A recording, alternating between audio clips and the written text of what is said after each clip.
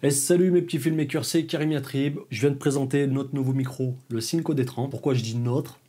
Guy dit notre micro. Je bosse avec Synco, je suis pas ambassadeur, mais là j'ai, on va dire, gravi le level au-dessus. Je suis au service marketing. Au niveau de la France, je vais pouvoir faire pas mal de vidéos, de tests, de workshops, de vidéos YouTube et sur Facebook. Actuellement, j'enregistre cette petite vidéo avec le WMic T1. C'est un micro sans fil qui est branché directement sur la pocket. De ne pas faire de synchro en post-prod. Crois-moi que je vais bien plus vite lorsque je fais mes montages vlog, montages YouTube, etc., etc. Donc ce petit micro D30, à l'intérieur, on a une petite housse de protection. On a de l'USB-C, USB qui va te permettre de recharger le micro parce qu'il a une batterie interne. C'est un micro électrète, c'est-à-dire qu'à l'intérieur, il a une batterie qui te permet de l'alimenter. À peu près 3-4 heures selon ton utilisation, ça dépend des gens. Moi, je sais que je fais la journée avec. Même si j'ai plus de batterie, je peux recharger directement rapidement mon micro via une petite batterie V-mount, etc. C'est pour ça que je l'appelle le all-in-one, c'est parce que ce micro-là, on peut le brancher un peu partout. Et ça, c'est vraiment cool. Deuxième câble, on va pouvoir le brancher sur n'importe quelle caméra qui est dotée d'une prise jack, enfin mini jack 3,5 mm. Je peux le brancher sur ma pocket, sur n'importe quel boîtier. Je peux l'utiliser sur un vieux Zoom H1 qui fait le taf. J'ai aussi ma Tascam.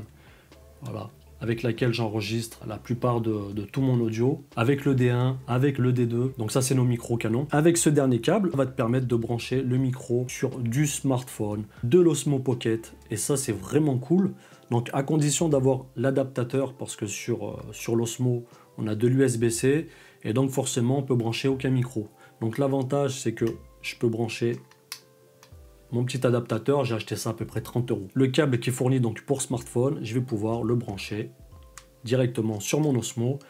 Et au-dessus, je vais pouvoir mettre mon micro. Et ça peut faire un petit combo. Voilà, c'est du run and gun, c'est très rapide d'utilisation. Et la qualité sonore est vraiment satisfaisante. Donc voilà le micro, comment il se présente. Micro shock mount de fourni. Et aussi la disquette.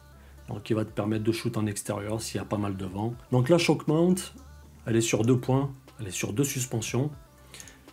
Elle est réglable. Je te montre le micro d'un peu plus près. Tu peux le recharger, comme je te l'ai dit, via l'USB-C.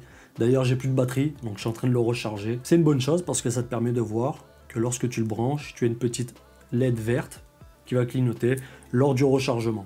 Donc je vais laisser recharger parce que j'ai plus de batterie. On va l'allumer. Je reste appuyé dessus. Tac. Donc il reste toujours allumé parce qu'il est en train de charger, mais le micro il est allumé. Je vais appuyer une fois dessus et on va voir que ça va switcher en bleu. On a un symbole juste à côté, c'est l'overdrive. Qu'est-ce que ça va être? Tout simplement, en appuyant sur ce bouton-là, ça va nous permettre de ne pas saturer le son. On va pouvoir redescendre le niveau de moins 20 dB. Admettons, tu vas shooter un event, boîte de nuit, etc. Il y a beaucoup de bruit autour de toi, beaucoup de bruit ambiant. Par précaution, ce que tu peux faire directement, tu appuies sur l'overdrive, ça va te baisser ton niveau de moins 20 dB. Et crois-moi que déjà moins 20 dB, tu vas sauver les meubles. Parce que si ton son, de toute façon il est saturé, tu peux être sûr et certain à 1 milliard %, tu ne pourras pas le rattraper, c'est fini. Si c'est le contraire, si le son il est un petit peu bas, tu peux le relever. Il ne sera pas top qualité, mais ça sera audible. Au-dessus, on aura les filtres passe-bas. On se remet en condition, hein. Tu shootes une interview dans un bar.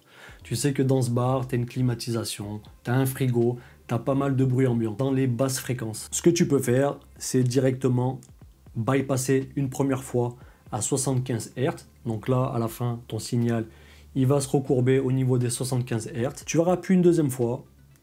Et là, à 150 Hz, on va encore diminuer les bruits de fond au niveau des basses fréquences. On aura la petite roue qui va te permettre, en branchant ici un casque, de régler ton gain de moins 10 jusqu'à 15 dB. Déjà, tu sais que ton audio il va être correct. Tu as des bruits de fond qui sont vraiment parasites, tes passe-bas qui vont directement cutter. Tu as l'overdrive, si vraiment le son, tu as peur qu'il soit saturé, tu vas le baisser un petit peu. Tu enregistres ce que tu entends. Super simple d'utilisation, léger, on sent pas trop le balancement sur la caméra. Il n'est pas très long, contrairement à celui-là, tu peux voir que c'est vraiment pas la même. Je t'ai montré les points cruciaux qui vont te permettre d'avoir un son satisfaisant pour pas trop cher. C'est ça le point, avoir quelque chose de fiable et qui fonctionne bien pour pas cher. Mettre du 300, 400, 500, 600 balles sur un micro, si tu vis de la vidéo, il n'y a pas de souci, mais Pour ceux qui sont pas encore ancrés dans, entre guillemets, dans le game, essayez d'acheter des trucs pas trop chers, qui fonctionnent bien. Personnellement, ça sera pas plus mal. N'oublie pas de t'abonner, de mettre un petit pouce bleu, de mettre un petit commentaire si t'as aimé, si t'as pas aimé, il n'y a pas de problème. J'accepte tout. Je pense que celui qui regarde la vidéo, il a plus de plaisir à regarder une vidéo avec un bon son qu'une vidéo avec un son dégueulasse. Et on est tous pareils. Donc voilà, je te fais la bise et n'oublie pas, abonne-toi.